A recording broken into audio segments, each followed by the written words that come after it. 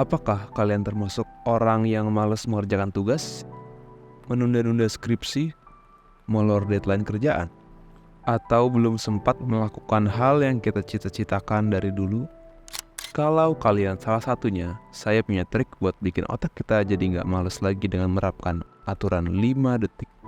Tapi bukan aturan 5 detik buat makanan yang udah jatuh yang masih bisa dimakan ya.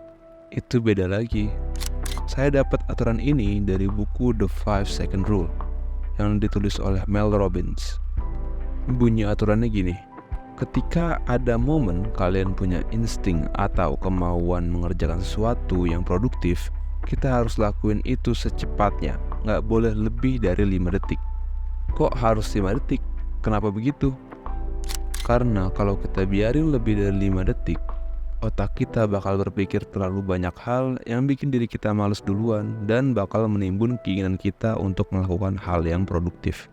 Untuk penjelasan dari sainsnya begini, kalau kita sedang melihat ada anak yang tenggelam di kolam renang atau mau ketabrak motor di jalan, kita langsung buru-buru mau menyelamatkan anak tersebut tanpa berpikir panjang. Cara pemikiran cepat ini dilakukan oleh bagian otak kita yang dinamakan prefrontal cortex. Ketika kita mau menyelamatkan anak tersebut, kita nggak mungkin ngabisin waktu kita mikir seberapa cepat motornya melaju, mikirin opsi mana yang terbaik untuk menyelamatkan anak tersebut. Pasti kita langsung refleks mau nyelamatin aja tanpa mempertimbangkan banyak hal. Tapi realitanya otak kita lebih sering memakai bagian yang berfungsi untuk berpikir secara rasional. Bagian otak tersebut yang dari dulu dipakai untuk menghindari bahaya saat nenek moyang kita bertahan hidup dari binatang buas. Mencari-cari apakah ada bahaya yang bakal kita lalui saat melakukan suatu aktivitas.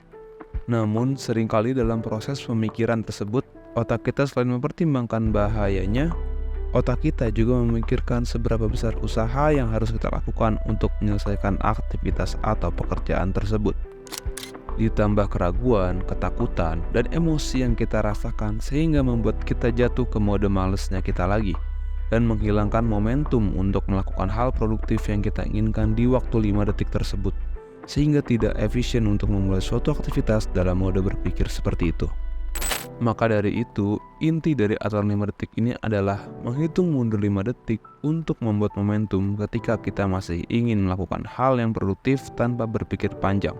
Dan ketika sudah selesai menghitung 5 detik, kalian langsung berhenti melakukan aktivitas yang sedang kalian lakukan saat itu dan mulai melakukan hal produktif yang ingin kalian lakukan sehingga kalian tidak terjebak di mode malas kalian lagi.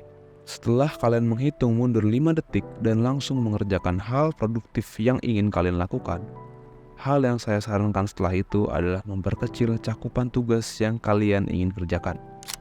Misalnya kalian lagi skripsi dan kalian pengen ngerjain bab 1 skripsinya, kadang kalian bingung kan mulai dari mana. Lebih baik fokus cakupan tugasnya diperkecil dari ngerjain bab 1 skripsi, jadi cari referensi judul atau cari latar belakang masalahnya, agar kita bisa fokus setelah mulai produktif sehingga nggak balik lagi jadi ke bodo males. Karena kita bingung mau melakukan yang mana dulu dan berpikir kalau ngerjain bab 1 skripsi itu hal yang berat. Maka memperkecil cakupan tugas akan membantu kalian fokus untuk melakukan hal produktif yang sedang kalian lakukan. Jadi aturan 5 detik ini simpelnya kalian terapin kayak gini. Ketika momen insting kemauan kita untuk melakukan hal produktif muncul, lalu kita hitung mundur 5 detik. Lalu kalian berhenti melakukan hal yang saat ini kalian lakukan. Lalu mulai melakukan hal produktif dan mengubah cakupan tugas atau aktivitas yang menjadi kecil sehingga kita bisa fokus mengerjakan aktivitas tersebut. Mari kita coba. 5, 4, 3, 2, 1. Kok masih di sini? Kalau mau like dan subscribe dulu juga boleh kok.